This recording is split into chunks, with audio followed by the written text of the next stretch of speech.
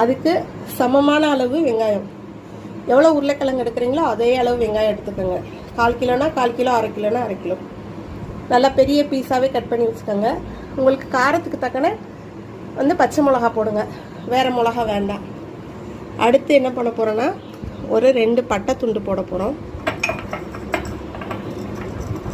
ஒரு 4-5 கிராம்பு போட்டுருங்க.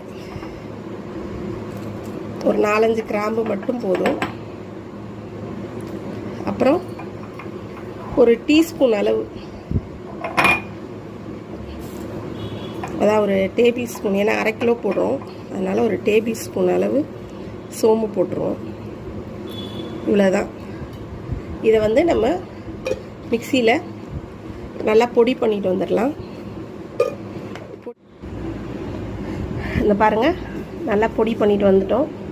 இப்போ இந்த பொடி இருந்தால் போதும்.